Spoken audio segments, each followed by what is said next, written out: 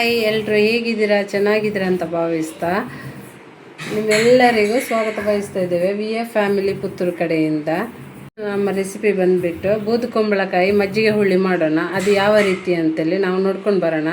ಮೊದಲನೇದಾಗಿ ನಾನು ಸಣ್ಣದಾಗಿ ಈ ರೀತಿಯಾಗಿ ಕಟ್ ಮಾಡಿಕೊಂಡು ತಂದಿದ್ದೇವೆ ನಾವಿಲ್ಲಿ. ನಾನಿವಾಗ ಒಂದು ಸಲ ಇದನ್ನು ಚೆನ್ನಾಗಿ ಕಟ್ ಮಾಡಿ ವಾಶ್ ಮಾಡಿ ತಂದಿದ್ದೇನೆ. ಹಾಗೆ ಇದಕ್ಕೆ ಬೇಕಾಗಿರುವಂಥದ್ದು ಸ್ವಲ್ಪ ನೀರು ಸಾಕು. ಈ ರೀತಿಯಾಗಿ ನೋಡಿ, ಈ ಮೆಜರ್ಮೆಂಟಲ್ಲಿ ಸ್ವಲ್ಪ ನೀರಿರಲಿ, ಸ್ವಲ್ಪ ಮುಳುಗುವವರೆಗೆ ಇಷ್ಟು ಸಾಕಾಗ್ತದೆ. ಹಾಗೆ ಇದಕ್ಕೆ ಸ್ವಲ್ಪ ರುಚಿಗೆ ತಕ್ಕಷ್ಟು ಉಪ್ಪನ್ನು ನಾವು ಆ್ಯಡ್ ಮಾಡ್ಕೊಳ್ಳೋಣ. ಇವಾಗ ಇದನ್ನು ಗ್ಯಾಸ್ ಆನ್ ಮಾಡಿಬಿಟ್ಟು ಇವಾಗ ಇದನ್ನು ಒಂದು ಸಲ ಚೆನ್ನಾಗಿ ಮಿಕ್ಸ್ ಮಾಡ್ಕೊಳ್ಳೋಣ. ಇದು ತುಂಬ ಓಪನ್ ಆಗೇ ಬೇಯಲಿ, ಯಾಕೆಂದರೆ ಕುಕ್ಕರಲ್ಲಿ ವಿಸಿಲೆಲ್ಲ ಹಾಕಿದರೆ ಅದು ತುಂಬ ಬೆಂದೋಗ್ತದಲ್ಲ, ಸ್ವಲ್ಪ ಬೇಯಲಿಕ್ಕೆ ಇರುವಂಥದ್ದು. ಈ ರೀತಿಯಾಗಿ ಓಪನಲ್ಲಿ ಒಂದು ಲಿಡ್ ಕ್ಲೋಸ್ ಮಾಡಿಬಿಟ್ಟು ಬೇಯಲಿಕ್ಕೆ ಇಡೋಣ. ನೋಡಿ, ಇವಾಗ ನಾವು ಬೂದುಕುಂಬಳಕಾಯಿಯನ್ನು ಬೇಯಲಿಕ್ಕೆ ಇಟ್ಟಿದ್ದೇವೆ. ಇವಾಗ ಅದಕ್ಕೆ ಮೆಷರ್ಮೆಂಟಿಗೆ ರುಬ್ಬಲಿಕ್ಕೆ ಯಾವುದೆಲ್ಲ ಬೇಕು ಅಂತ ಹೇಳಿದರೆ ನೋಡಿ, ಒಂದು ಮಿಕ್ಸಿ ಜಾರ್ ತಗೊಂಡಿದ್ದೇವೆ ನಾವು. ಅದಕ್ಕೆ ನಾನು 1 ಚಮಚ ಆಗುವಷ್ಟು ಹಸಿ ಜೀರಿಗೆಯನ್ನು ಹಾಕ್ಕೊಳ್ತಾ ಇದ್ದೇನೆ. ಇವಾಗ ನೋಡಿ, ಈ ರೀತಿಯಾಗಿ ತೆಂಗಿನ ತುರಿ ಬೇಕಾಗ್ತದೆ, ಅಂದರೆ ಹಸಿ ತೆಂಗಿನಕಾಯಿ ಇಷ್ಟು ತಗೊಂಡಿದ್ದೇನೆ ನಾನು. ಅಷ್ಟು ಹೋಳಿಗೆ 1 ಕಪ್ ಬೇಕಾಗುವಷ್ಟು, ಯಾಕೆಂದರೆ ಅದು ವೈಟ್ ಕಲರಲ್ಲಿ ಬರುವಂತಲ್ಲ. ಇದನ್ನು ಮಿಕ್ಸಿ ಜಾರಿಗೆ ಹಾಕ್ಕೊಳ್ತಾ ಇದ್ದೇನೆ ನೋಡಿ, ಈ ರೀತಿಯಾಗಿ. ಇವಾಗ ನೋಡಿ, ನಿಮಗೆ ಇನ್ನು ಸಪ್ಪಗೆ ಬೇಕು ಅಂತ ಹೇಳಿದರೆ ಸ್ವಲ್ಪ 1 ಮೆಣಸನ್ನು ಸ್ಕಿಡ್ ಮಾಡ್ಬೋದು. ನಾನು ಇದರಲ್ಲಿ 4 ಮೆಣಸಿನ್ಕಾಯನ್ನು ಹಾಕ್ಕೊಳ್ತಾ ಇದ್ದೇನೆ, ಹಸಿ ಮೆಣಸಿನ್ಕಾಯಿ ನೋಡಿ. ಈ ರೀತಿಯಾಗಿ ಸ್ವಲ್ಪ ನೀರನ್ನು 1/4 ಗ್ಲಾಸ್ನಷ್ಟು ಆ್ಯಡ್ ಮಾಡ್ಕೊಳ್ತಾ ಇದ್ದೇನೆ. ಜೀರಿಗೆ, ಮೆಣಸು ಹಾಗೆ ಕೊಬ್ಬರಿಯನ್ನು, ಅಂದರೆ ತೆಂಗಿನ ತುರಿಯನ್ನು, ಹಸಿ ತೆಂಗಿನ ತುರಿಯನ್ನು ಈ ರೀತಿ ಮಾಡ್ಕೊಂಡಿದ್ದೆ. ಇನ್ನು ಇದನ್ನು ಹೀಗೆ ರುಬ್ಕೊಂಡು ಬರೋಣ. ಇದು ರುಬ್ಬಿಯಾಗಿದೆ. ಈಗ ನೋಡಿ, ಈ ರೀತಿಯಾಗಿ ತರಿಯಾಗಿ ಆಗಿದೆ. ಆಗ ಹಾಕೊಂಡಂಥ ಸ್ವಲ್ಪ ನೀರು ಸಾಕಾಗಲಿಲ್ಲ ಅಂದರೆ ಸ್ವಲ್ಪ ಆ್ಯಡ್ ಮಾಡ್ಕೊಳ್ಬೋದು. ನೋಡಿ, ತರಿಯಾಗಿದೆ, ಈ ರೀತಿಯಾಗಿ ಬರೋದಿಲ್ಲ. ಇವಾಗ ನಾವೇನಂದರೆ ನೆನೆಸಿಟ್ಕೊಂಡಿದ್ದೇವೆ ನೋಡಿ, ಊಟದ ಅಕ್ಕಿನೂ ಆಗ್ತದೆ. ಹಾಗೆ ನಾನು ಬೆಳ್ತಿಗೆ ಚೆನ್ನಾಗಿ ತೊಳೆದಿಟ್ಟು 1 ಸ್ಪೂನಿನಷ್ಟು ಸ್ವಲ್ಪ ನೀರನ್ನು ಆ್ಯಡ್ ಮಾಡ್ಕೊಂಡು ನೆನೆಸಿಟ್ಕೊಂಡಿದ್ದೇನೆ. ಒಂದು ಅರ್ಧ ಗಂಟೆ 1 ಅವರ್ ಎಲ್ಲ ನೆನೆಸಿಟ್ಕೊಳ್ಬೋದು. ಇದನ್ನು ಇವಾಗ ನೀರು ಸಮೇತ ಮಿಕ್ಸಿ ಜಾರಿಗೆ ಹಾಕ್ಕೊಳ್ತಾ ಇದ್ದೇನೆ. ನೋಡಿ, ನೀರು ಸಮೇತ ಇದನ್ನು ಆ್ಯಡ್ ಮಾಡ್ಕೊಂಡಿದ್ದೇನೆ. ಇದನ್ನು ನುಣ್ಣಗೆ ರುಬ್ಬಿಕೊಂಡು ಬರೋಣ.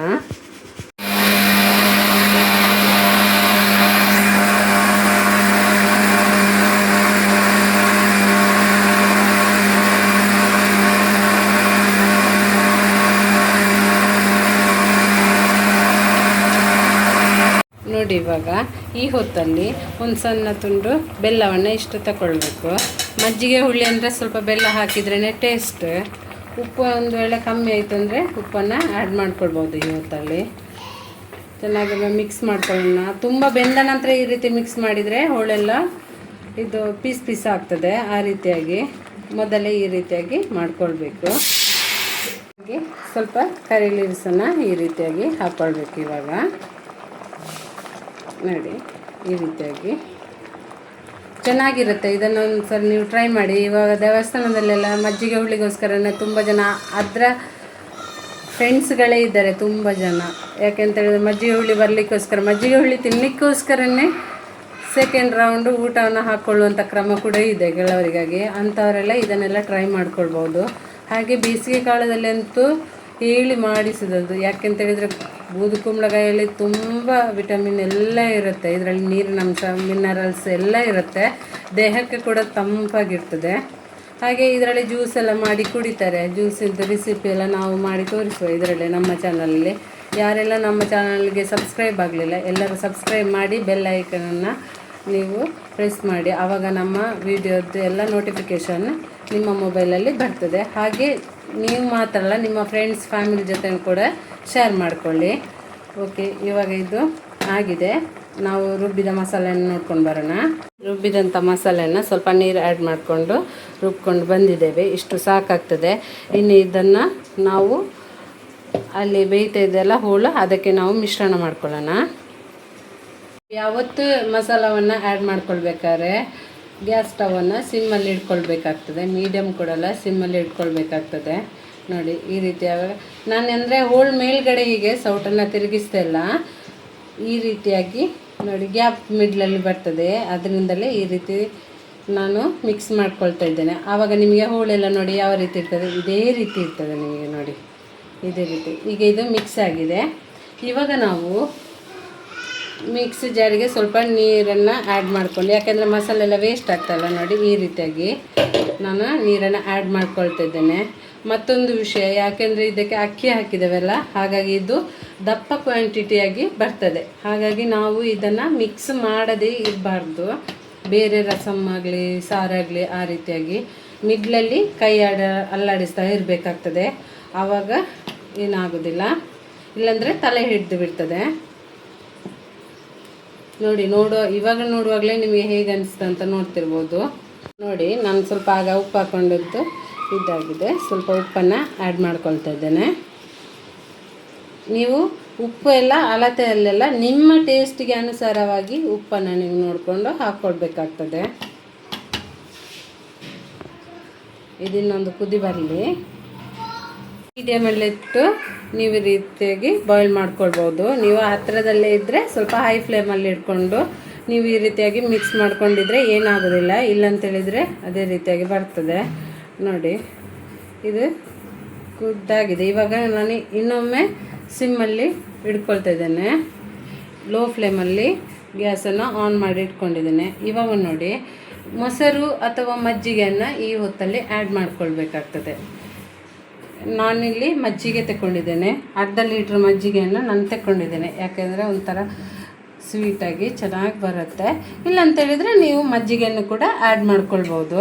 ಇವಾಗ ಇದನ್ನು ನಾನು ಈ ಹೊತ್ತಲ್ಲಿ ಇದಕ್ಕೆ ನಾನು ಆ್ಯಡ್ ಮಾಡ್ಕೊಳ್ತಾ ಇದ್ದೇನೆ. ನೋಡಿ ಈ ರೀತಿಯಾಗಿ. ಹಾಗೆ ಇದಕ್ಕೆ ಸ್ವಲ್ಪ ಅದೇ ಬೌಲಿಗೆ ಸ್ವಲ್ಪ ನೀರನ್ನು ಆ್ಯಡ್ ಮಾಡ್ಕೊಳ್ತಿದ್ದೇನೆ, ಆವಾಗ ನಿಮಗೆ ಮಜ್ಜಿಗೆ ವೇಸ್ಟ್ ಆಗೋದಿಲ್ಲಲ್ಲ. ಇವಾಗ ನೋಡಿ ಸ್ವಲ್ಪ ಮುಕ್ಕಾಲ ಭಾಗದಷ್ಟು ನೀವು ಗ್ಯಾಸನ್ನು ಆನ್ ಮಾಡಿ ಇಟ್ಕೊಳ್ಬೇಕಾಗ್ತದೆ. ನೋಡಿ ಈ ರೀತಿಯಾಗಿ ನೀವು ಹೈ ಫ್ಲೇಮಲ್ಲಿ ಇಟ್ಕೊಂಡ್ರೆ ಮಜ್ಜಿಗೆ ಒಂಥರ ಹೊಡೆದಾಗೆ ಆಗ್ತದೆ, ಆ ರೀತಿ ಆಗಬಾರ್ದಲ್ಲ. ನೋಡಿ ಚೆನ್ನಾಗಿ ಇದನ್ನು ಮಿಕ್ಸ್ ಮಾಡ್ಕೊಳ್ಬೇಕು.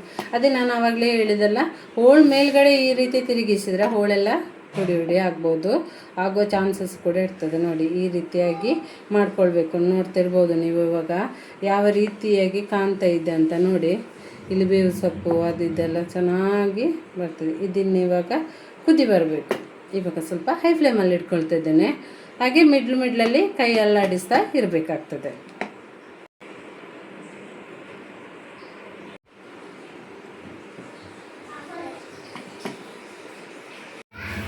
ನೋಡಿ ಇವಾಗ ಈ ಹೊತ್ತಲ್ಲಿ ನಾನು ಕೊತ್ತಂಬರಿ ಸೊಪ್ಪನ್ನು ಆ್ಯಡ್ ಮಾಡ್ಕೊಂಡಿದ್ದೇನೆ. ಇದು ಇವಾಗ ರೆಡಿಯಾಗಿದೆ.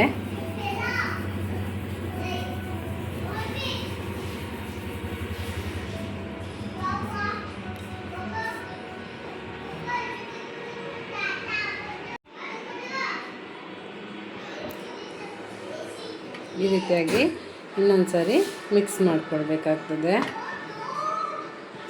ನೋಡಿ ಸೂಪರಾಗಿರುವಂಥ ಮಜ್ಜಿಗೆ ಹುಳಿ ರೆಡಿಯಾಗಿದೆ.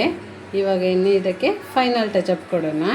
ನೋಡಿ ಒಂದು ಅಡುಗೆ ಮಾಡಬೇಕಂದ್ರೆ ಒಳ್ಳೆ ಮನಸ್ಸು, ಹಾಗೆ ಒಂದು ಹಸನ್ಮುಖವಾಗಿ ಎಂಜಾಯ್ ಮಾಡ್ತಾ ಅಡುಗೆ ಮಾಡಿದರೆ ಯಾವ ಅಡುಗೆನೂ ಕೂಡ ಚೆನ್ನಾಗಿ ರುಚಿ ಬರ್ತದೆ. ನೋಡಿ ಎಷ್ಟೇ ಅದು ಸಾಮಗ್ರಿ ಇರಲಿ ಅಷ್ಟೇನು ಚೆನ್ನಾಗಿ ಬರೋದಿಲ್ಲ. ಒಳ್ಳೆ ಮನಸ್ಸಿಂದ ಅಡುಗೆ ಮಾಡಬೇಕು ಯಾವತ್ತು. ನೀವು ಕೂಡ ಇದನ್ನು ಟ್ರೈ ಮಾಡಿ ನೋಡಿ, ಆವಾಗ ತುಂಬ ಅನ್ನಪೂರ್ಣೇಶ್ವರಿಯ ಕೃಪೆ ಎಲ್ಲರ ಮೇಲೆ ಇರ್ತದೆ. ಆವಾಗ ಗೊತ್ತಾಯ್ತು. ಇವಾಗ ಇದಕ್ಕೆ ನಾವು ಒಗ್ಗರಣೆ ಮಾಡ್ಕೊಂಡು ಬರೋಣ. ನಾವು ಒಗ್ಗರಣೆಗೆ ನಾವು ಒಂದು ಸಣ್ಣ ಪ್ಯಾನನ್ನು ಇಟ್ಕೊಂಡಿದ್ದೇನೆ. ಹಾಗೆ ಇದಕ್ಕೆ ನಾನು ತುಪ್ಪನ ಆ್ಯಡ್ ಮಾಡ್ಕೊಳ್ತಾ ಇದ್ದೇನೆ. ಇದು ಸ್ವಲ್ಪ ಡಿಫ್ರೆಂಟಾಗಿ ತುಪ್ಪನ ಆ್ಯಡ್ ಮಾಡ್ಕೊಳ್ತಾ ಇದ್ದೇನೆ. ಇದು ಇವಾಗ ಬಿಸಿ ಆಗಲಿ ಸ್ವಲ್ಪ.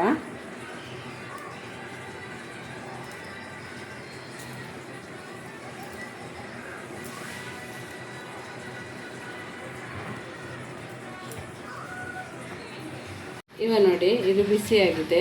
ಈ ಹೊತ್ತಲ್ಲಿ ನಾವು ಸಾಸಿವೆಯನ್ನು ಆ್ಯಡ್ ಮಾಡ್ಕೊಳ್ತಿದ್ದೇವೆ. ಇದು ಇವಾಗ ಸಿಡಿಮಿಡಿಕೊಳ್ಳಿ. ಇವಾಗ ನೋಡಿ 1 ಸ್ಪೂನ್ ತಗೊಳ್ಬೇಕು. ಈ ರೀತಿಯಾಗಿ ಮಿಕ್ಸ್ ಮಾಡ್ಕೊಳ್ಳೋಣ. ನೋಡಿ ಇದು ಹೊಡಿತಾ ಇದೆ. ಈ ಹೊತ್ತಲ್ಲಿ ನಾವು ಸ್ವಲ್ಪ 1 ಚಮಚ ಆಗುವಷ್ಟು ಉದ್ದಿನ ಬೇಳೆನ ಆ್ಯಡ್ ಮಾಡ್ಕೊಳ್ತಿದ್ದೇನೆ. ಹಾಗೆ ನೋಡಿ ಒಂದು ಉದ್ದ ಮೆಣಸನ್ನು ನಾನು ಆ್ಯಡ್ ಮಾಡ್ಕೊಂಡಿದ್ದೇನೆ. ಈ ರೀತಿಯಾಗಿ ಸಿವಿದೋಗ್ಬಾರ್ದು. ಈ ರೀತಿಯಾಗಿ ಸ್ವಲ್ಪ ಕಪ್ಪು ಕಲರಾಗಿ ಬರಬೇಕು, ಅಂದರೆ ಮೆಣಸು ಸ್ವಲ್ಪ ದಪ್ಪ ಊದಬೇಕು. ಇವಾಗ ನೋಡಿ ಇದಕ್ಕೆ ಕರಿಪತ್ತ ಅಂದರೆ ಬೇವಿನ ಸೊಪ್ಪನ್ನು ನಾನು ಆ್ಯಡ್ ಮಾಡ್ಕೊಳ್ತಿದ್ದೇನೆ. ಈ ರೀತಿಯಾಗಿ ಮಿಕ್ಸ್ ಮಾಡ್ಕೊಳ್ಳೋಣ. ಒಳ್ಳೆ ತುಪ್ಪದ ಪರಿಮಳ ಕೂಡ ಬರ್ತಾ ಉಂಟು ನೋಡಿ ಗೈಸ್. ಮೆಣಸೆಲ್ಲ ಈ ರೀತಿಯಾಗಿ ಉಬ್ಬಬೇಕು.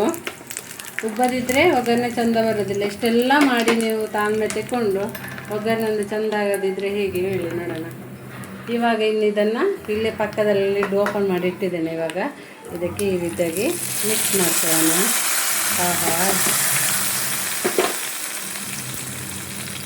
ಹಾಕೊಂಡ ತಕ್ಷಣ ಇದನ್ನು ಹೀಗೆ ಮುಚ್ಚಬೇಕು, ಇಲ್ಲಾಂದರೆ ಪಕ್ಕದ ಮನೆಗೆಲ್ಲ ಇದರ ಸುವಾಸನೆಲ್ಲ ಹೊರಡ್ತದೆ.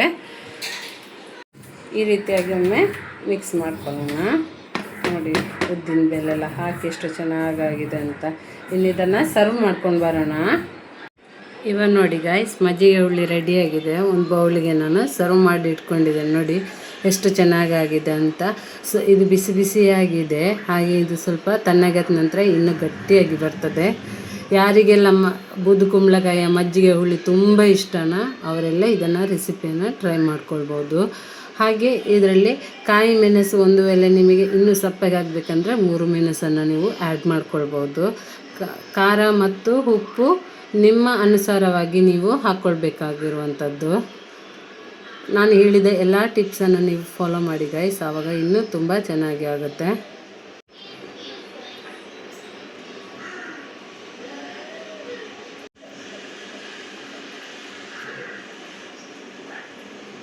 ಹಾಗೆ ಈ ವಿಡಿಯೋ ಇಷ್ಟ ಆಗಿದರೆ ನೀವು ನಮ್ಮ ವಿಡಿಯೋಕ್ಕೆ ಒಂದು ಲೈಕ್ ಕೊಡಿ, ಹಾಗೆ ಶೇರ್ ಮಾಡಿ ಆದಷ್ಟು ಜನರಿಗೆ.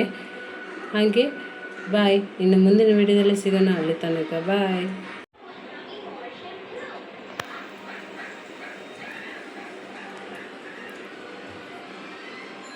ರೆಸಿಪಿ ನಿಮಗೆ ಇಷ್ಟ ಆಗಿದ್ದರೆ ಒಂದು ಲೈಕ್ ಕೊಡಿ, ಹಾಗೆ ನಿಮ್ಮ ಫ್ಯಾಮಿಲಿ ಫ್ರೆಂಡ್ಸ್ ಜೊತೆ ಶೇರ್ ಮಾಡಿಕೊಳ್ಳಿ.